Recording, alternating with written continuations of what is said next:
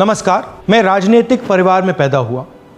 जब मैं छोटा सा था 1980 में प्रियंका और मैं घर में लेई बनाते थे, रात को निकलकर पोस्टर चिपकाते थे। चुनाव समझता हूं, 20 साल से मैं स्वयं चुनाव लड़ रहा हूं। पोलिंग कैसे होती है, पोलिंग बूथ कैसे मैनेज किया जाता है, वोटर लिस्ट, फॉर्म 17, ये सब मैं गहराई से समझता हूं। कुछ समय पहले हमें दाल में काला लगा। चुनाव के नतीजे आते थे, मूड एक तरीके का होता था, रिजल्ट दूसरे तरीके का। मुझे याद है उत्तराखंड में हम चुनाव हारे। बाद में मैंने कैंडिडेट से पूछा कि जहां रोड शो हुआ था वहां जाके देखिए हमें कितने वोट मिले। हजारों लोग आए थे, पोलिंग बूथ में किसी ने वोट नहीं किया। यह असंभव था, यह हो ही नहीं सकता। उसके बाद छत्तीसगढ़ और मध्य प्रदेश के रिजल्ट, हमें लगा कुछ ना कुछ गलत हो रहा है। 2018 में मध्य प्रदेश में चुनाव होता है, हम जीतते हैं, हमारी सरकार चोरी हुई थी। 2023 में चुनाव होता है, मैंने अपने आंखों से भारत जोड़ो यात्रा में देखा, भयंकर एंटी इनकम्बेंसी, और हमें 65 सीट मिलते हैं। इम्पॉसिबल, हो ही नहीं सकता। और फिर महाराष्ट्र में पहली बार हमें सबूत मिला।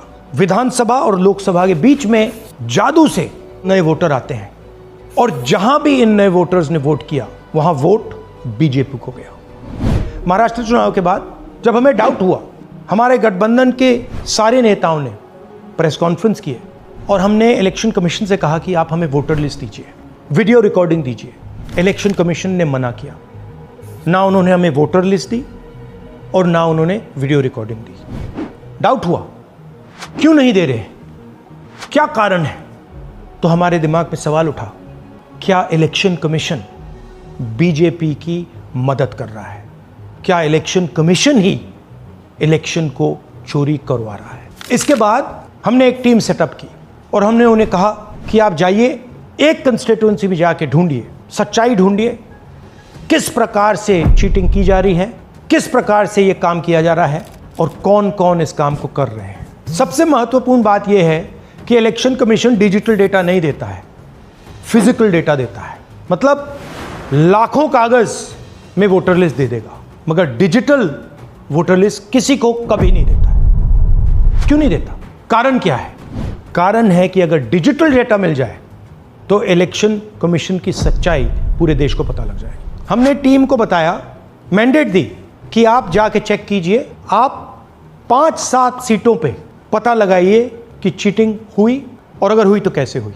टीम ने हमें एक दिन बताया कि 5-7 सीटों पे काम किया ही नहीं जा सकता। क्यों? मैंने उनसे पूछा क्यों नहीं किया जा सकता। उन्होंने मुझे ये कागज दिखाए। ये जो कागज हैं, ये एक लोकसभा के कागज नहीं है, ये एक विधानसभा के कागज है, और इन कागजों को हमने मैन्युअली सॉर्ट करना पड़ा।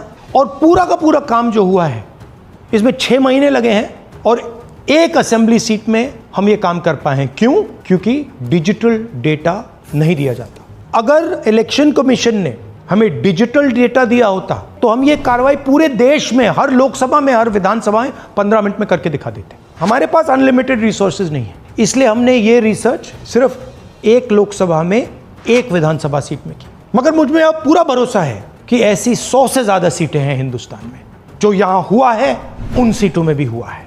और याद रखिए, अगर बीजेपी को 10-15 सीटें कम आती तो आज नरेंद्र मोदी प्रधानमंत्री नहीं होते, इंडिया गठबंधन की सरकार होती। जांच ने 5 तरीके की चोरी पकड़ी है। डुप्लीकेट वोटर, जिसका मतलब एक वोटर के नाम वोटर लिस्ट में अनेक जगह आ रहे हैं।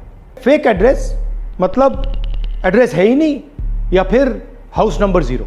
Bulk voter in single address, मतलब एक छोटे से घर में 40, 50, 60 लोग रह रहे हैं। इनवैलिड फोटोज, छोटी सी फोटो है या फिर फोटो ही नहीं है, और वो जो छोटी फोटो है वो दिखती भी नहीं है। कौन है, किसका चेहरा है, नहीं पता लग सकता। Misuse of form 6। Form 6 first time voters के लिए होती है, मतलब जिनकी एज 18-20 साल की हो, मगर वोटर लिस्ट में 90 साल के लोग फॉर्म 6 का प्रयोग कर रहे हैं। चुनाव में 6,50,000 वोटर थे, उसमें से 1 लाख चोरी के थे। अब मैं आपको 5 उदाहरण देता हूं। ये देखिए, गुरकीरत सिंह डांग, इसका नाम 4 अलग अलग बूथों पे आता है। ये कैसे हुआ और क्यों हुआ?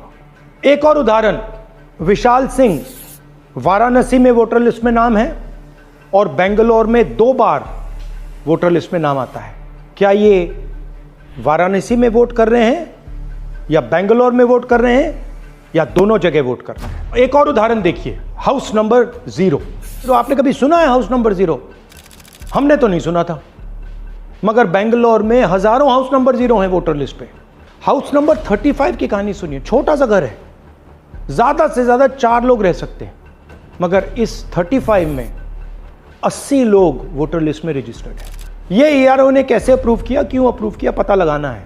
अच्छा, अब ये देखिए वोटर लिस्ट, इनकी फोटो देखिए, या फोटो है ही नहीं या फिर छोटी छोटी फोटो है जो दिख नहीं सकती। इन वोटर आईडीज पे वोट दिया गया है। अब मैं आपको बताता हूं शकुन रानी की कहानी। फर्स्ट टाइम वोटर बनी है, 70 साल की आयु है। एक बार फॉर्म 6 का प्रयोग किया और उसके कुछ ही महीने बाद दूसरी बार फॉर्म 6 का प्रयोग होता है। 2 बार इनका नाम वोटर लिस्ट में आता है और फर्स्ट टाइम वोटर की लिस्ट में आता है। ये फर्स्ट टाइम वोटर हो ही नहीं सकती। तो क्या शकुन रानी जी ने वोट किया या किसी और ने शकुन रानी जी के लिए वोट किया? ये ही छुपाने के लिए CCTV का डेटा हमें नहीं दिया जा रहा है। और ये शकुन रानी जी अकेली नहीं है, ऐसे हजारों लोग हैं जिन्होंने फॉर्म 6 का प्रयोग करके 2-3 बार वोटर लिस्ट में नाम डाला है। हमने पहले इलेक्शन कमीशन से इलेक्ट्रॉनिक वोटर लिस्ट मांगी थी, CCTV फुटेज मांगी थी। उन्होंने अपना काम नहीं किया, हमें नहीं दिया। फिर हमने अपना इन्वेस्टिगेशन कराया, RTI भरे और हमारे पास डेटा आया। भाई और बहनों, सच्चाई यह है कि हिंदुस्तान में इलेक्शन कमीशन और बीजेपी मिलकर इलेक्शन चोरी कर रहे हैं। ये पूरा का पूरा सबूत ब्लैक एंड व्हाइट में आज हमने आपको दिया है।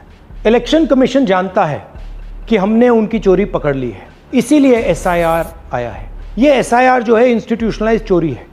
इलेक्शन कमीशन खुलकर बिना डरे बीजेपी के साथ मिलकर चोरी कर रहा है। और ये जो SIR है, इसका लक्ष्य गरीबों का जो हक है, उनका वोट जो है, उनसे चोरी करने का है। मैं आपको एक और बात बताना चाहता हूं। इस पूरी इन्वेस्टिगेशन में हमने वोटर एडिशन को देखा है, मगर जितना एडिशन होता है शायद उससे ज्यादा डिलीशन होता है, सबट्रैक्शन होता है। तो ये सिर्फ एक मेन तरीका हमने पकड़ा है, दूसरे तरीके पे हमने इन्वेस्टिगेशन की ही नहीं है अभी। मैं इलेक्शन कमीशन और इलेक्शन के ऑफिसर्स को साफ कह रहा हूं, आप जो कर रहे हो गलत कर रहे हो। ये ट्रीजन है, देश के खिलाफ है। ये मत भूलिए, टाइम आएगा हम आपको पकड़ेंगे, बचने वाले नहीं हो। It is critical that we expose voter चोरी।